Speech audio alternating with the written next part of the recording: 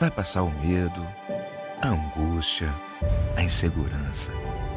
Vai ficar para trás a saudade do abraço apertado, do almoço em família, do happy hour com os amigos. As coisas ainda estão fora de lugar. Viva o agora. Diga que ama. Pergunte se está tudo bem. Olhe com carinho que mantém a cidade em segurança. Fique em casa, se puder. Respire. Trabalhe. É hora de pensarmos no todo. Somos o país que não desiste até o último segundo da prorrogação. E juntos daremos a volta por cima.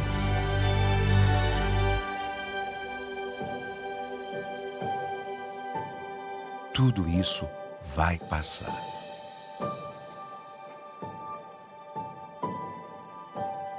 Enquanto não passa, conheça o novo jeito Quali de ajudar. Muito bom dia a todos, amigos, colegas, advogados. É uma felicidade, uma alegria enorme estar aqui, começar essa manhã num evento tão especial, esse evento à ordem, e é uma honra estar aqui, começando com o nosso presidente, o Felipe Santa Cruz, um evento que conseguiu congregar 115 mil participantes. A gente está mudando completamente o patamar de encontros dessa natureza. E esse evento teve uma enorme felicidade de poder contar com grandes nomes da sociedade brasileira. E nessa manhã, para a alegria da OAB, para a alegria de quem está assistindo, a gente está com dois monstros mesmo, dois ícones do jornalismo nacional, a Mônica Bergamo e o Pedro Bial. Não precisam, nenhum dos dois precisa de apresentação, nós todos somos leitores deles, são grandes influenciadores, né, no bom estilo da palavra, são pessoas que a gente tem muita admiração, e é uma alegria, nesse tema tão interessante como liberdade de expressão e acesso à informação, poder contar com esses monstros. Mas antes da gente começar, eu queria ouvir nosso presidente. Esse é um tema que jornalismo e advocacia estão de mãos dadas, porque a advocacia tem uma das suas razões principais em proteger a sociedade, e a informação é um grande valor que, historicamente, a OAB tem se colocado aí como guardiã.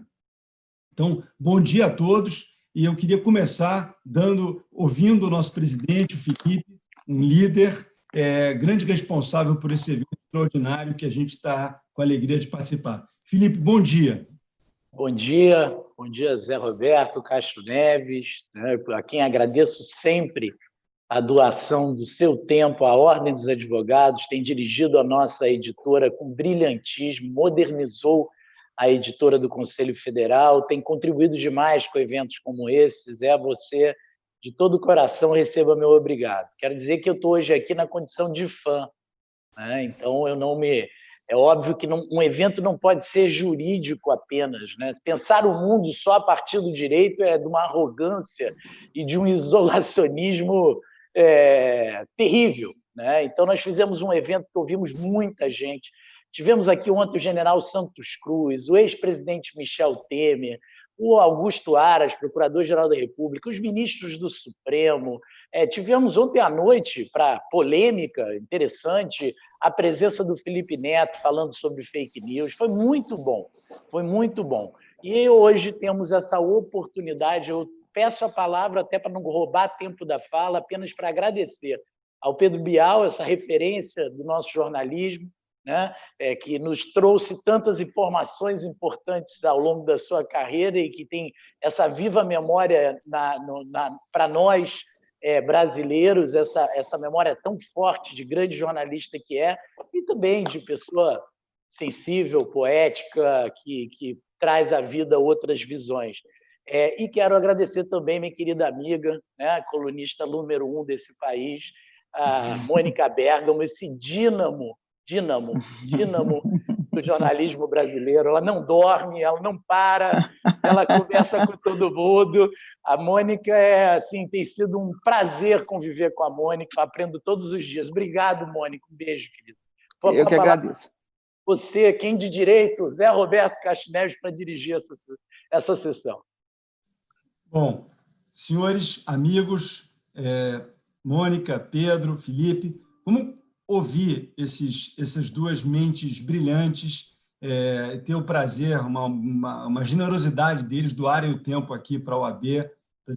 Gratíssimo, obrigado, Mônica, gratíssimo, Pedro.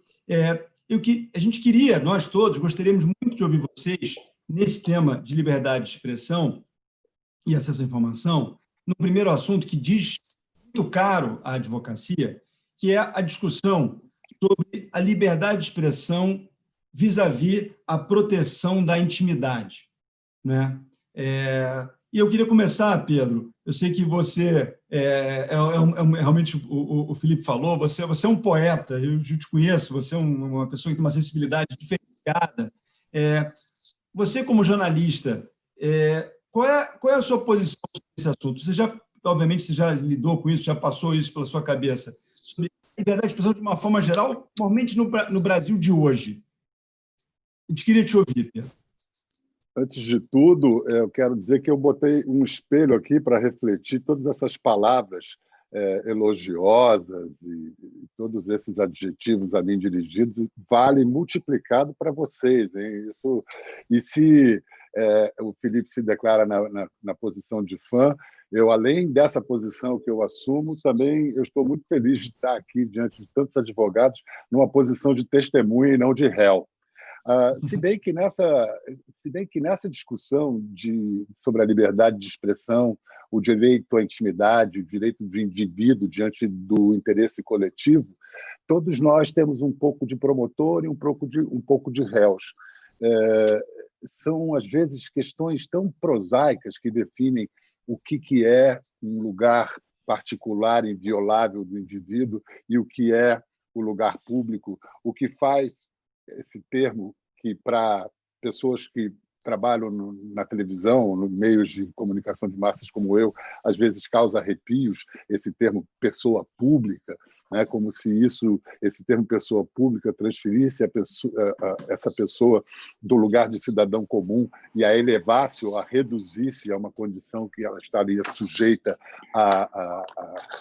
ou teria que abrir mão de certas prerrogativas, sujeita à curiosidade alheia, porque quem mandou ser famoso, como muitas vezes eu ouvi, e que é interessante fazer essa distinção entre o que é uma pessoa pública e uma pessoa envolvida no serviço público e no poder público. Esta, sim, eu acho que está no momento em que se dispõe e se coloca a serviço do poder público, do serviço público, sim, ela está se abrindo para o escrutínio geral e assim deve ser. Já a pessoa que se torna pública pela sua atividade, mas não necessariamente está servindo ao poder público, a gente pode discutir essa questão. O exemplo prosaico que eu daria sobre o direito à intimidade foi uma vez, inclusive, eu até recorri ao Arnaldo César Coelho, no programa que eu fiz, no meu defunto programa Na Moral, que eu fazia, sobre essas questões da moralidade em transformação, né, no mundo de hoje, e era a respeito de um dia do meu aniversário, se não me engano, faz bastante tempo, era o dia do meu aniversário de 50 anos, olha quanto tempo faz. E nesse dia era um domingo de Páscoa. E eu estava dentro de casa, com as crianças, brincando, e botei... Nessa época, eu apresentava aquele programa cultural de entretenimento, o Big Brother Brasil, e eu peguei um adereço, um adereço de cena lá, que era uma cabeça de coelho. Então, me fantasiei de coelhinho da Páscoa. E assim eu estava brincando com as crianças de coelhinho da Páscoa, com as orelhinhas para cima e tudo, e tocou a campainha. Eu morava numa casa em que eu abri a porta e estava na calçada. Então, tocou a campainha, era minha irmã, que tinha vindo de São Paulo, morava no Rio na época, para participar de minha festa. No que eu abri a porta e pus a cabeça para fora, cabeça de coelho, e recebi minha irmã, havia um paparazzo do outro lado da rua, puf, clicou, publicou-se, estava lá o Pedro de Coelhinho da Páscoa. Aí, tentando levar na esportiva, literalmente, eu chamei o Arnaldo César Coelho. Pode isso, Arnaldo? Pode publicar isso? E aí fizemos um tirateima, mostramos que meu corpo, meus pés estavam dentro de casa, ou seja, na propriedade inviolável do do meu direito, e a minha cabeça estava na calçada. Portanto, será que eu estava em offside? Será que, então, a minha cabeça estando fora de casa poderia ter sido fotografada e publicada? Às vezes é uma questão tão prosaica como essa. Essa é uma anedota, mas pode servir muito bem para a gente começar a discutir alegoricamente essa questão de onde termina o meu direito como indivíduo e prevalece o interesse público. Mônica, você gostaria de falar um pouco sobre isso? Nós queremos te ouvir. O Pedro contou histórias aí. O Pedro Bial, ele é um objeto, ele já foi muito um objeto de interesse da minha coluna, né? E isso é sempre muito discutido. Até onde vai, quer dizer, essa questão do direito à intimidade e até onde vai o direito à informação, né, que as pessoas têm. Quer dizer, o interesse, ele é geral, né? Mas onde que termina o interesse? Porque todo mundo tem... Vamos pegar o Pedro como personagem aqui, só porque ele está aqui. Até onde é legítimo o interesse que todo mundo vai ter sobre a vida privada dele, sobre as coisas que ele faz, e até onde há um interesse público sobre isso. Que há interesse, há. Né? Se você vai colocar ali qualquer fofoca sobre a vida do Pedro Bial, vai ter uma leitura enorme. Então, interesse há. Mas é público. Quer dizer, até onde vai... nós não estamos nem aqui falando de ofensa, no caso, né? Não estou nem aqui falando de ultrapassar limites de ofendê-lo ou de destratá-lo ou de, enfim, fazer críticas injustas. O simples interesse de alguém sobre uma outra pessoa. Isso foi muito discutido na questão das biografias não autorizadas, né? E isso finalmente ficou liberado no Brasil.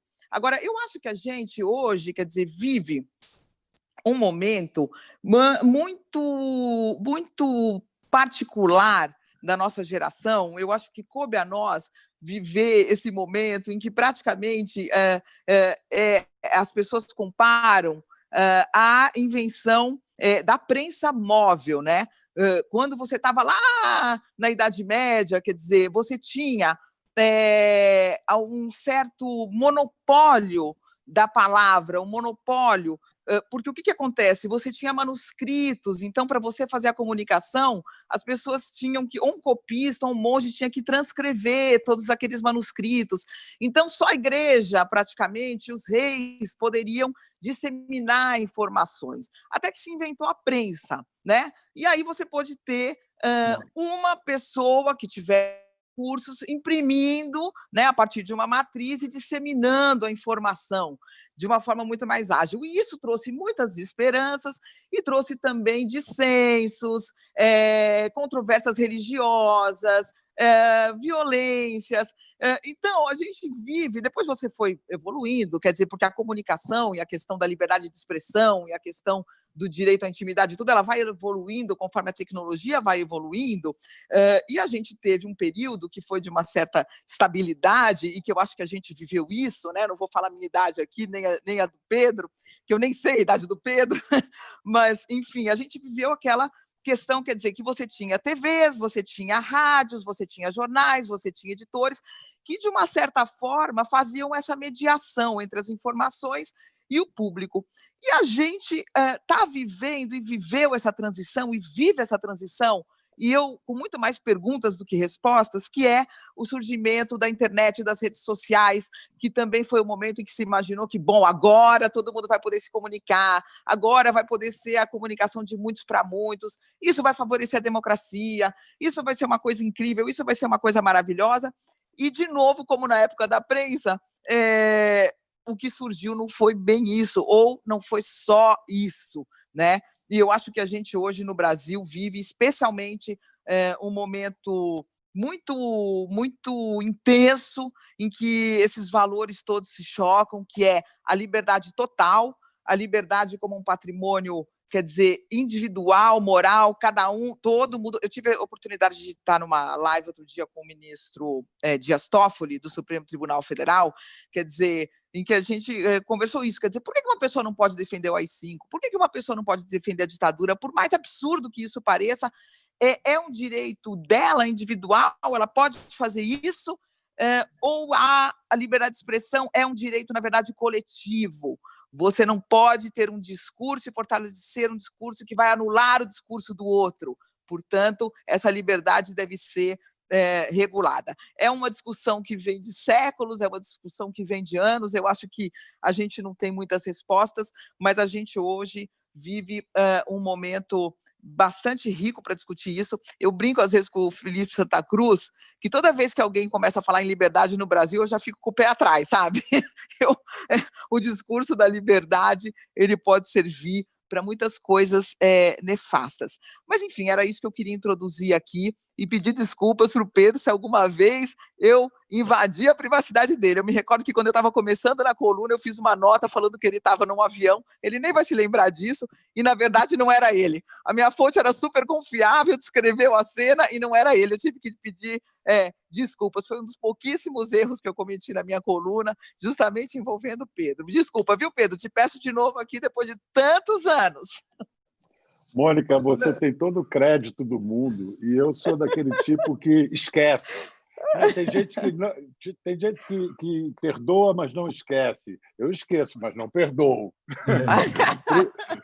Brincadeira, esse negócio de avião é um perigo. Já teve até medalhão do jornalismo que achou que passou 50 minutos conversando com o técnico da seleção brasileira durante a Copa de 14 e era outra pessoa. Não precisa nem falar de quem, né, Mário? Mas vamos lá, Zé. Não, o que eu ia perguntar a vocês a gente estava falando dessa coisa do limite, né, da exposição. Claro que tem uma curiosidade que é um pouco mórbida, né, que obviamente não é uma coisa até de bom tom, mas tem curiosidade por tudo. Mas o que eu queria perguntar para vocês, no momento que a gente vive, é se vocês entendem que a gente deveria adotar no Brasil uma regra, que é a regra dos Estados Unidos, por exemplo, de que algumas pessoas não têm direito a nenhuma intimidade. Devem ter a sua vida totalmente exposta pelo cargo que elas ocupam. Então, por exemplo, nos Estados Unidos, se você vai fazer exame de fezes, todo mundo tem direito a saber, porque se entende que a privacidade ela tem que ceder diante da importância daquele cargo. Se vocês acham que a gente, no Brasil, deveria ter uma regra, porque aqui, por exemplo, ainda existe uma proteção à privacidade de todo mundo, a rigor. Mesmo o presidente da República, o governador, os senadores, membros do judiciário. Vocês acham que isso não deveria haver no Brasil, ou vocês acham que a privacidade ainda é um valor a ser reconhecido na nossa sociedade? Pedro? Tá. É difícil estabelecer essa distinção de uma maneira clara entre o que é a curiosidade pública e o que é o interesse público. No caso de certos cargos, realmente, às vezes, até um exame médico, tivemos há pouco exemplos claríssimos, inequívocos disso, interessa o resultado do exame para a Covid do presidente da República. Claro que interessa, isso aí não há o que discutir. O que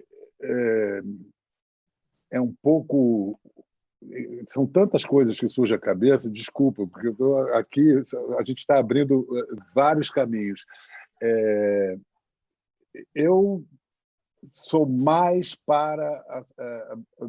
propenso à solução americana. Eu acho que o sujeito, quando decide, quando deseja, quando se acha capaz de dirigir a nação, de ser presidente da República, ele tem que abrir mão de sua privacidade. Talvez aí caiba uma regulação, dizendo, não, tudo bem, mas isso, por exemplo, se ele é casado ou divorciado, não, esse tipo de coisa interessa também. Talvez se chegasse a algumas áreas da vida privada que realmente não tivessem ressonância na vida pública. Mas é difícil. Acho que tem um exemplo muito evidente e claro e que está sendo contrariado, que é o seguinte: o presidente tem uma conta no Twitter e ele se comunica e comunica decisões de Estado através da conta do Twitter. Ele não pode bloquear ninguém. Não pode. Essa conta tem que ser... não pode ser passível de bloqueios. Isso aí é claríssimo. o que é bom a gente... Eu quero que a Mônica me ajude a concluir aqui, talvez, essa resposta à sua provocação, mas acho que vamos resgatar a necessidade, a razão de ser da liberdade de expressão, em primeiro lugar. A liberdade de expressão existe para que o mercado de ideias seja constantemente abastecido de novas ideias. As ideias mais díspares, mais opostas, mais esdrúxulas ou excêntricas que sejam, todas elas têm que ter a mais ampla circulação para que possam ser objeto de investigação, de análise, e que dessas tantas ideias prevaleçam as ideias que sejam consagradas pelo maior número de pessoas. Então, é importante saber disso. Por que nós precisamos de liberdade de expressão? Porque uma sociedade só se transforma, só evolui, só se aperfeiçoa a partir de novas ideias que vão sendo incorporadas a ela, e ela vai progredindo. E sem a circulação dessas ideias, sem a liberdade de expressão, isso não é possível. Desviei um pouquinho, mas volto a Mônica, que, inclusive, é uma profissional muito mais próxima a esses círculos do poder, onde, muitas vezes, ainda mais no Brasil, com a nossa pecha, com o nosso estigma patrimonialista, onde as esferas privada e pública, muitas vezes, se imiscuem de forma tão promíscua. O que ela acha disso, da questão?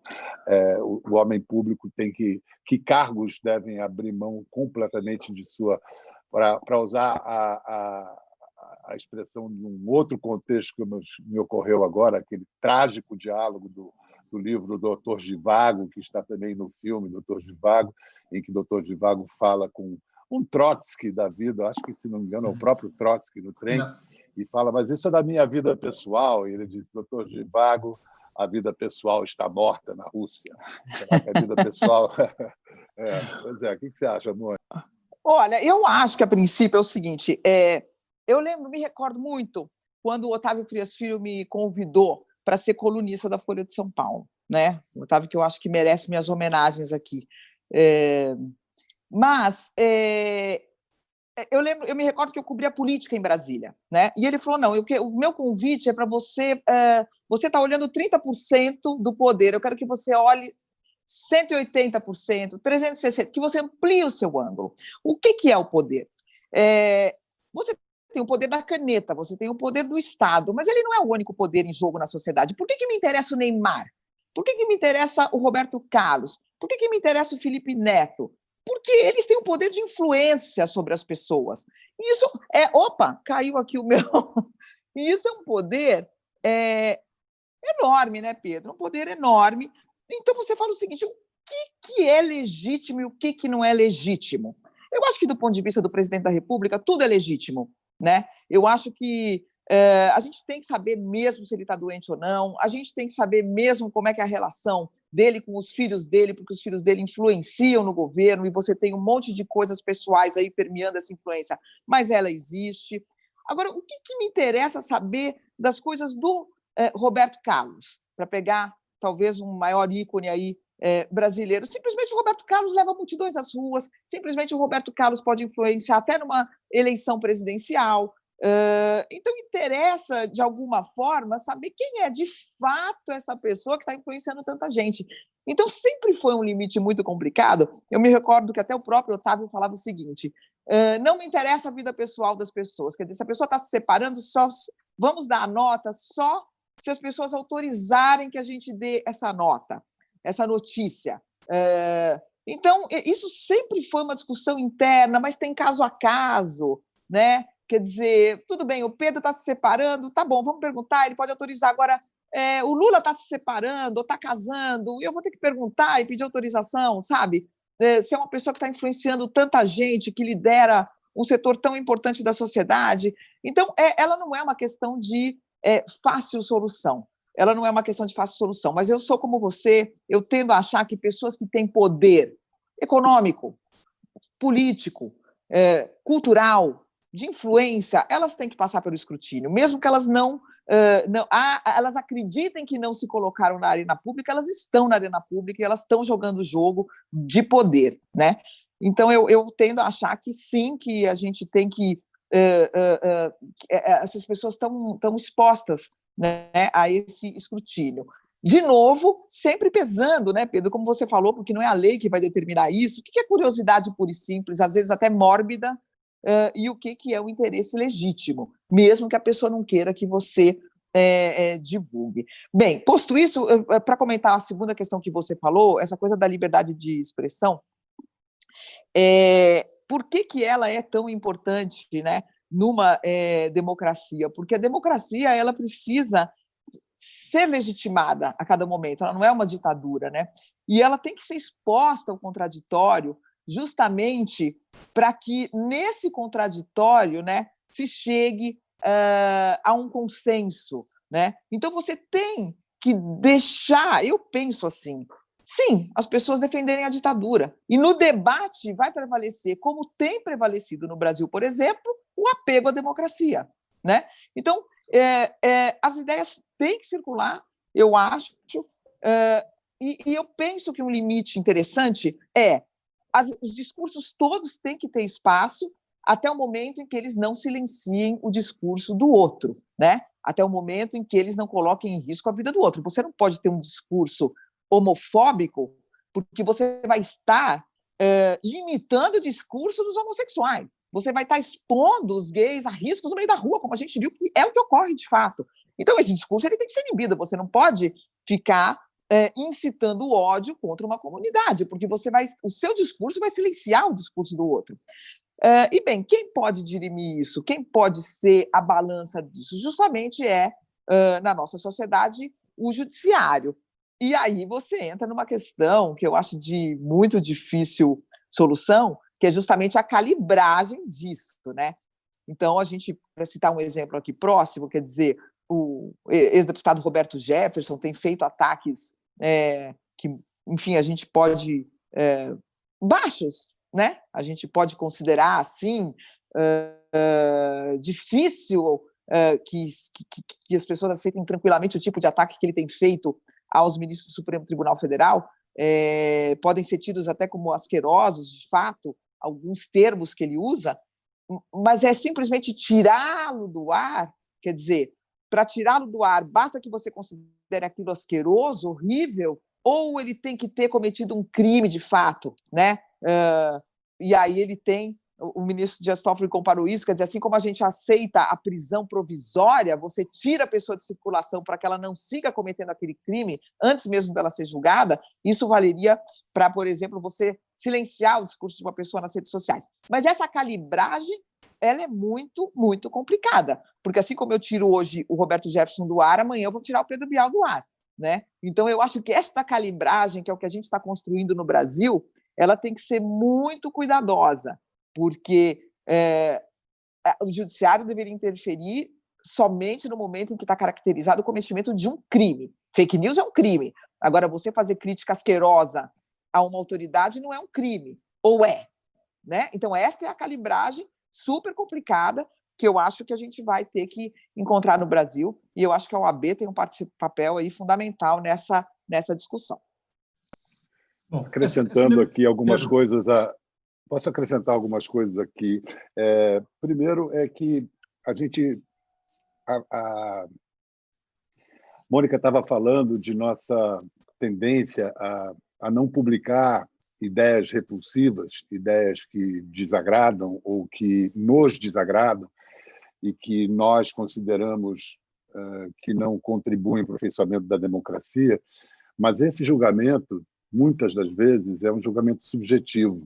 Eu acho que nós temos exemplos eloquentes nos últimos 20 anos no Brasil de como a imprensa buscou ignorar a voz de pensadores conservadores.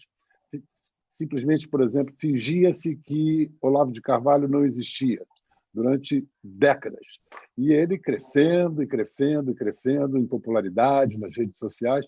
E, de repente, depois de um surpreendente 2013, aí aparece esse ser poderoso, com grande influência sobre a presidência, e a imprensa não tinha coberto, porque não concordava com as ideias dele, porque a imprensa tem uma afinidade com algumas ideias civilizatórias que muitas vezes são cooptadas pela esquerda politicamente organizada, mas que não são necessariamente ideias de esquerda, são ideias que servem à causa civilizatória. Mas isso eu digo, isso acontece informalmente, isso já é um filtro por gostos editoriais e decisões editoriais. Então, acho que às vezes é necessário expor todas as ideias repulsivas, mais contrárias que sejam possivelmente a nosso credo, para que nós sabemos com quem nós estamos falando, onde estão as pessoas. Quer dizer, não adianta fingir que elas não existem, porque o retorno do reprimido sempre vem e vem com uma força danada, aliás, como está sendo comprovado aqui e mundo afora. Quanto à regulação do que pode e o que não pode, mesmo onde há uma regulação clara, há contradições gritantes. Nos Estados Unidos, por exemplo, onde é consagrado o direito à manifestação dos supremacistas brancos, se você tem simpatias pelo nazismo, você pode falar, isso é assegurado. No entanto, quando você entra no país, você assina uma ficha de imigração que, se você preencher ali, já pertenceu a um partido nazista, você não entra no país. Olha só a contradição de duas normas. Na Alemanha, que por todos os motivos absolutamente incompreensíveis, é proibida a manifestação em defesa do nazismo ou de ideias extremistas de direita, elas existem, as manifestações existem e a lei tem que cuidar disso. Nós estamos falando, é bom a gente, de vez em quando, lembrar que nós estamos diante de um problema insolúvel. É insolúvel. A questão da liberdade de expressão e dos desafios que ela nos apresenta, ela não tem uma conclusão, ela não tem uma solução. Queria mostrar para vocês essa beleza de volume, fininho aqui, a Free and Responsible Press, uma imprensa livre e responsável. Isso é um documento publicado no início de 1946, nos Estados Unidos. O então editor do mais poderoso veículo de comunicação da época, a revista Time, que era o nome dele era o Luce, Henry Robinson Luce, ele encomendou ao reitor da Universidade de Chicago um estudo sobre a liberdade de expressão e sobre a imprensa, porque a imprensa estava sob ataque ou sob grande desconfiança da sociedade, de órgãos da sociedade. Então, ele pediu ao Hutchins, reitor da Universidade de Chicago, que reunisse uma comissão de notáveis para discutir essas questões. Era um filósofo da religião, um teólogo, um cientista político, só os mais proeminentes de suas áreas. Ficaram 3 anos discutindo, houve 17 reuniões, cada reunião durava 2 a 3 dias, centenas de entrevistas, e esse relatório, que é publicado, então, ficou de 42 a 46 discutindo isso, para falar sobre liberdade de expressão. E aí eles concluem, primeiro, abrem o livro dizendo o seguinte: nós enfrentamos um problema insolúvel. Talvez respostas definitivas estejam além de nosso alcance. Mas, se você tem um problema insolúvel de grandes complexidades e você ilumina essas complexidades, você pode ser capaz até de dar mesmo uma grande contribuição. E aí, e mais adiante no documento, diz: a liberdade de expressão, da qual a liberdade de imprensa é uma parte, sempre esteve ameaçada. Com efeito, esta comissão não consegue conceber um estágio da sociedade em que a liberdade de expressão não esteja ameaçada. O desejo de suprimir a opinião diferente da nossa é inveterado e provavelmente ineradicável. É o pequeno fascista que tem nosso íntimo, que não entende que a democracia não é falar o que bem entender, mas é ter que se disciplinar e ouvir aquilo que nos desagrada profundamente. Só queria ilustrar, porque, olha só, essa mídia examinada nesse documento não incluía nem a televisão. Em 1946, nem a televisão entrava no conjunto mídia. E, no entanto, a discussão para a exposição justa de ideias dentro dos jornais, que é o que motiva, do pluralidade de ideias, que é o que motiva essa comissão.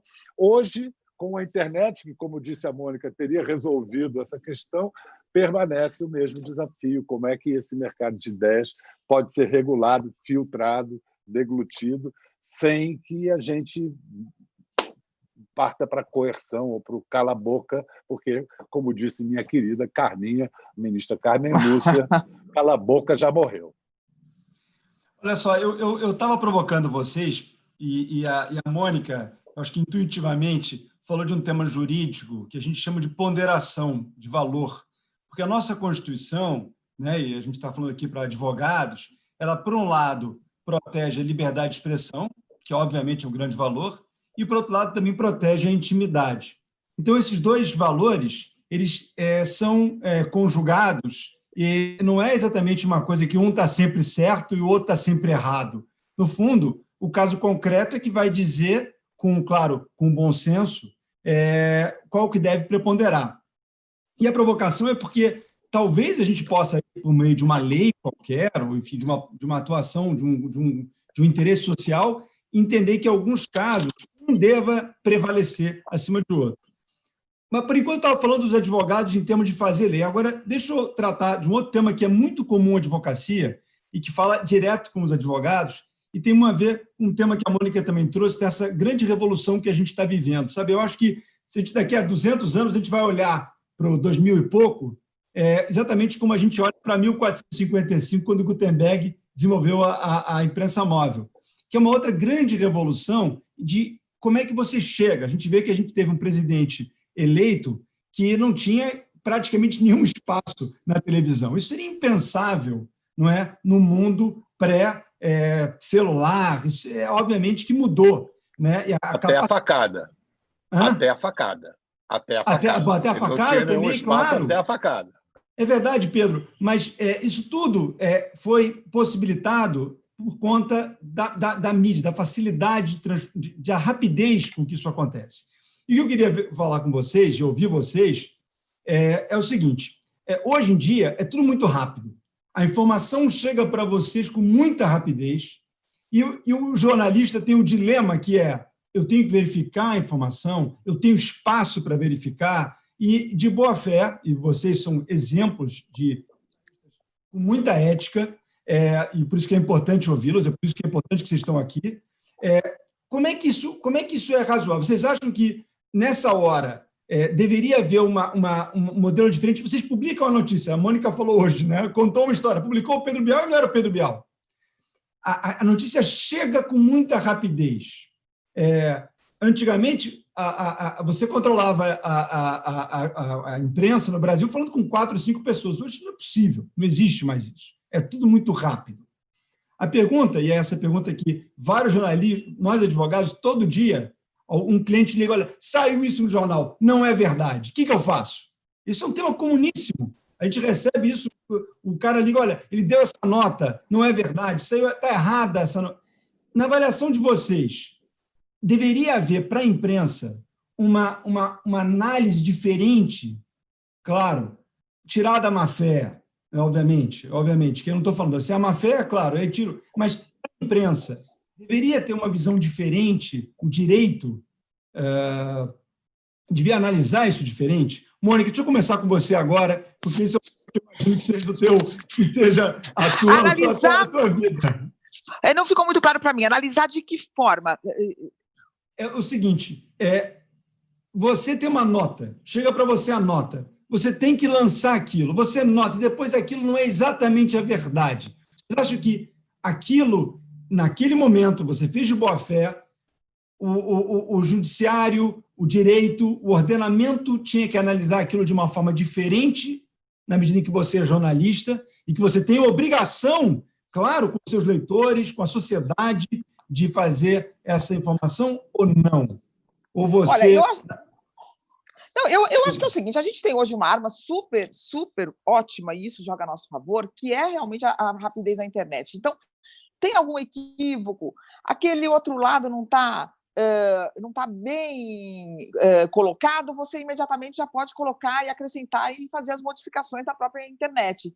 Então, eu acho que acaba que, quando você tem um jornalismo que é sério, é difícil que isso chegue no judiciário, porque você ali mesmo, qualquer tipo de equívoco, qualquer desvio, você consegue consertar. Agora, essa coisa do judiciário é uma coisa que é, como disse o Pedro, quer dizer, a gente tem discussões já de séculos, de anos, sobre essa questão insolúvel, que é até onde vai a liberdade de expressão, se ela é um patrimônio coletivo, ou seja, eu não posso silenciar o outro, eu não posso mentir, né? E isso é um desafio muito maior depois do surgimento da internet, né? Tem o Yasha Mounk, que também fala no livro dele, O Povo contra a Democracia, que se o Trump surgisse no momento em que você só tivesse as televisões, os jornais, as rádios, seguramente as TVs, os jornais, as rádios não publicariam mentiras que ele falaria, ou discursos contra comunidades religiosas, discursos contra imigrantes, mas isso hoje já não é possível, né? Quantas vezes nós vimos a internet pautando as grandes emissoras, impondo um assunto às grandes emissoras, ou criticando de alguma forma as grandes emissoras, obrigando as grandes emissoras e a grande imprensa de forma geral a ir a um assunto e, de fato, a fazer uma nova abordagem e etc. Então, eu acho que é isso que se coloca. Agora, tem uma discussão que é essa questão de você criticar ou não, né? Tem um outro livro também, que é o livro que se chama Isso Interessa Muito, eu acho que para vocês advogados, que todos os advogados, principalmente os criminalistas, ou já leram ou deveriam ler, que é da doutora Simone Schreiber, a desembargadora do Rio de Janeiro, que é a publicidade opressiva de julgamentos criminais. Né? E ela conta, entre vários episódios que ela vai contando de decisões da Suprema Corte americana, que durante dezenas de anos e até hoje lida com esse assunto da liberdade de expressão e dos limites da liberdade de expressão, que por exemplo, uma vez houve um protesto numa escola de crianças negras, houve uma repressão, o New York Times descreveu aquela repressão e algumas informações estavam erradas.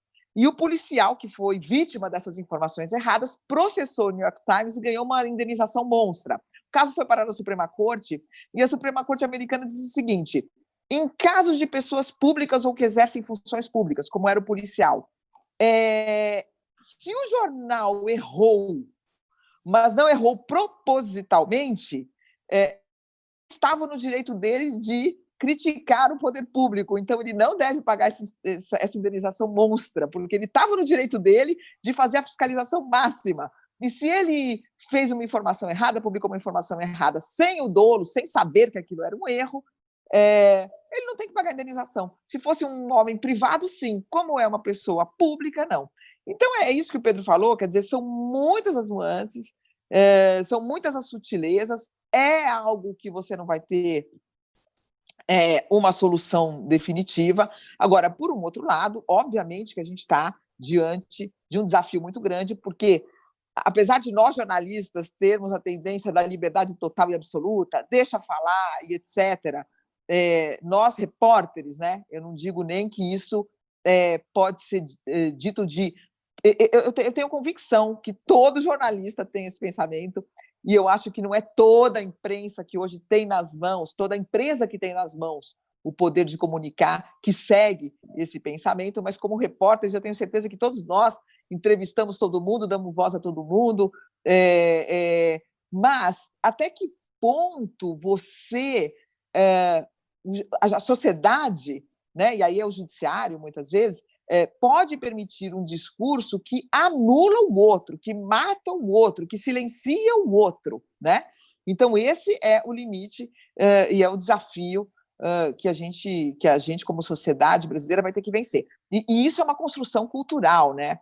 Por exemplo, eu sou casada com um chileno e ele vive aqui, mas quando ele chegou, mais ou menos uns 6 anos, eu falei para ele, olha, eu preciso te chamar a atenção, porque aqui o crime de racismo, não que ele seja racista, de forma alguma, mas a gente foi discutindo as particularidades da sociedade brasileira. Eu falei, isso é muito rígido, não tem piada sobre isso, não tem brincadeira sobre isso, porque nós temos uma história de flagelos, uma história tão dramática com a escravidão, que não dá nem sequer para sonhar em brincar com certas coisas, né? E a gente já viu até jornalistas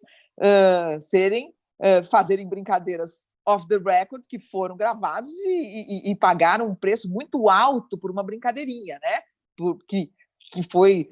Alguns podem achar que era uma brincadeirinha, outros não, mas o fato é que é algo muito sério. E isso é uma coisa muito do Brasil. Não é algo que você vê no Chile, por uma questão cultural. Lá não teve a escravidão que teve aqui. Então, na Alemanha teve o nazismo, em outros lugares não teve o nazismo. Então, é uma construção cultural também.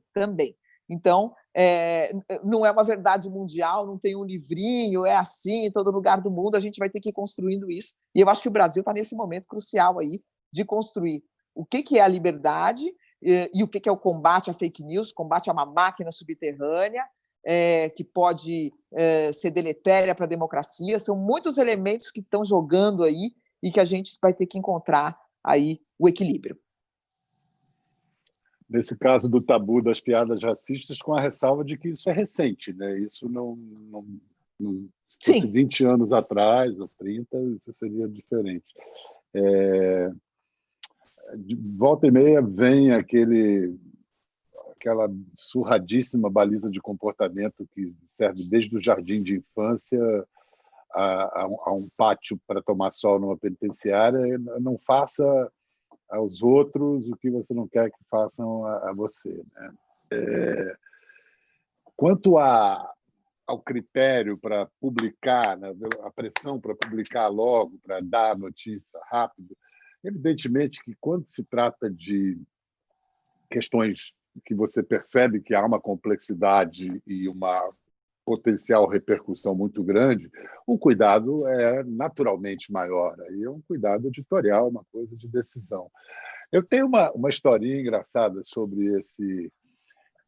engraçada assim, hoje, né? Na época eu fiquei bastante contrariado.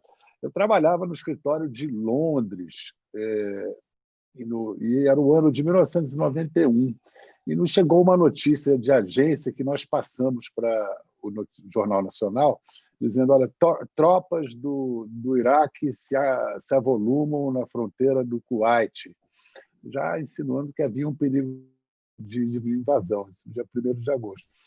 Na chefia da edição do jornal, havia um editor que tinha um apelido informal de Melhor Não.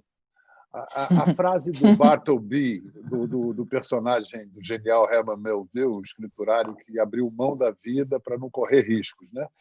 E era tudo melhor não. E aquela notícia chegou, melhor não.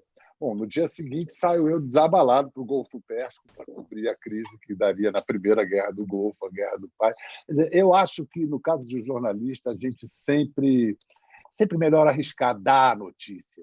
E, como disse a Mônica, a gente hoje tem meios de correção muito mais rápidos do que nós tínhamos antigamente. Eu acho que, na maior parte dos casos, vale arriscar e dar a notícia.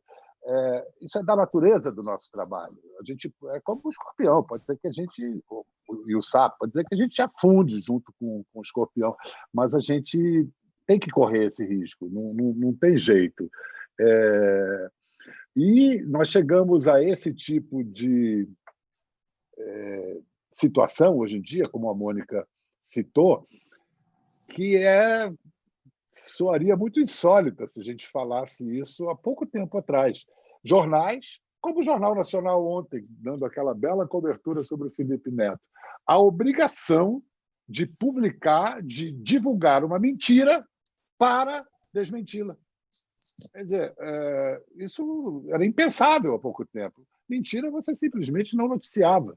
Mas, como hoje as pessoas se informam de um sem número de maneiras além dos canais convencionais, se bem que na hora de procurar informação importante de vida e morte, como a pandemia comprovou, é o jornalismo profissional, é a ciência que as pessoas procuram. Isso aí ficou evidente agora. Mas, enfim, chegamos a esse ponto de que, muitas vezes, nós temos que divulgar uma mentira, publicar uma mentira para, no ato, denunciá-la como mentira, para desmenti-la. Pedro, Mônica, a gente está se aproximando do fim eu vou colocar, a partir de agora, no meu currículo, o dia que eu entrevistei o Pedro Bial, vou botar lá no meu currículo, tal. Mas, enfim, só para encerrar, e desde já agradecendo imensamente, a gente já teve aqui uma audiência extraordinária, como não poderia deixar de ser, mas eu queria, nós todos queremos saber de vocês, grandes jornalistas que são, o seguinte, a liberdade de expressão tem limite? Qual seria esse limite? Pedro, Mônica, quem quer começar? Quem quer... É a velha discussão. É a velha discussão dos limites do humor, né? Aquela discussão. Os limites do humor. O humor tem limite. Eu acho que é aparentada. Fala, Mônica, tem limite? Não, ela tem limite. Quer dizer, aquilo que eu falei, você não pode fazer discurso racista no Brasil. Você não pode fazer, por determinação do Supremo Tribunal Federal, discurso homofóbico no Brasil. Você não pode... você está sujeito às penalidades. O que eu acho que você não tem e não deve ter é a censura prévia no Brasil. E eu acho que isso também é um outro ponto que a gente ainda patina, né? Eu vivi isso em 2018, quando eu obtive a autorização judicial para entrevistar o ex-presidente Lula na prisão, do ministro Ricardo Lewandowski, do Supremo, e essa decisão foi cassada pelo ministro Luiz Fux, que, no seu texto, ele colocou: se já tiver sido feita a entrevista, ela não pode ser publicada. Isso foi um caso de censura prévia, claríssimo, né? E que depois o próprio Supremo acabou, depois da eleição, ok, mas acabou corrigindo essa rota e permitindo essa entrevista. Então, eu acho que a censura prévia ela é muito perigosa, mas eu acho que há que se colocar limites, porque, de novo, essa é uma discussão antiga, né? Há construções aí, quer dizer, teóricas mesmo, falando o porquê da liberdade de expressão. Quer dizer, é isso, a liberdade de expressão ela é um bem comum, quer dizer, é importante para toda a sociedade que as ideias circulem e sejam expostas ao contraditório, para que a gente chegue nas democracias em que o eleitor, o cidadão, influi na escolha do seu governo, ele tem que ter essas informações para decidir o que ele acha melhor, ou ela é um bem privado, a liberdade, um direito moral, um direito da condição humana de falar o que bem entender, ainda que isso resulte na morte de alguém. Eu acho que tem sido mais consensual, e eu me alinho com essa vertente, de que há que se ter limites, você não pode, com o seu discurso, eu tenho o direito de falar o que eu quero, ameaçar alguém de vida, expor o outro a um risco de vida, expor um grupo ao risco do silêncio ou da pura e simples eliminação. Então, eu acho que há, sim, limites, e a Constituição brasileira coloca claramente, não tão claramente, né, mas são direitos que sempre se chocam, mas que mostra que a liberdade, nada é absoluto, nenhum direito é total e absoluto. Pedro? Quero ser muito breve aqui, porque a Mônica foi brilhante nessa conclusão, como aliás, durante todo o decorrer da nossa conversa hoje. Vou tentar moralizar, ou usar um conceito relativo à moralidade. Eu gosto muito da definição que reza assim: a única coisa imoral é causar dano injustificado a alguém. Imoralidade é causar dano injustificado a alguém. Isso é imoral, eu acho que isso é um limite bem claro. E a outra coisa que me ocorre é parafrasear o gênio da raça, Milor Fernandes, que tanto confundia aos censores que tentavam censurá-lo, porque eles censuravam aquilo que eles não entendiam, ou então eles censuravam aquilo que eles entendiam, porque pressupunham que se o que eles não entendiam, ninguém ia entender, porque a obtusidade tem sempre a si como parâmetro.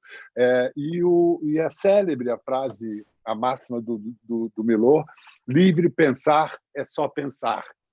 Mas eu acho que, parafraseando isso, livre expressar é só liberdade. Bom, senhores, Felipe, gostaria de ouvir também, todos nós gostaríamos de te ouvir um pouco, depois dessas palavras tão interessantes, essas reflexões lindas que a gente ouviu. Zé, primeiro, parabéns pela condução dos trabalhos. Muito obrigado, Bial. Muito obrigado, Mônica, por cederem aqui gentilmente, gratuitamente, um voluntariado, eu volto a dizer isso. É tão bacana a interação dos nossos colegas advogados. Nós temos 50 mil estudantes inscritos que podem ter acesso a esse debate. Então, da nossa parte, a gratidão, dizer que a Ordem tem uma preocupação muito grande com estes limites. Eu converso muito isso com a Mônica, ou seja, que a justiça tem que ter uma face dura, sim, cega, imparcial, mas dura também, né? Nós não podemos ter uma situação de leniência, de omissão, que, como aconteceu no nazismo, solapia os próprios pilares da democracia a partir da República de Weimar. Então, essa preocupação é uma preocupação vívida da Ordem, a preocupação do Poder Judiciário. Nós temos conversado muito como fazer isso, como botar esse ovo de pé, Zé Roberto Castro Neves, como construir uma legislação que é justa, né, que tem justo anseio da sociedade, mas sem ferir de morte as liberdades que lutamos tanto para conquistar. Muito obrigado, bom dia a todos. Cachorro aqui. Gente, muito obrigado a todos, gratíssimo, muito obrigado, Mônica, Pedro, meu amigo querido, gratíssimo, muito grato, uma honra ter vocês aqui, uma luz, muito obrigado, em nome da Ordem, gratíssimo. Obrigado, Mônica, obrigado, Pedro. Nós que agradecemos. Nós que agradecemos, muito obrigado. Até logo, um bom dia. Tchau.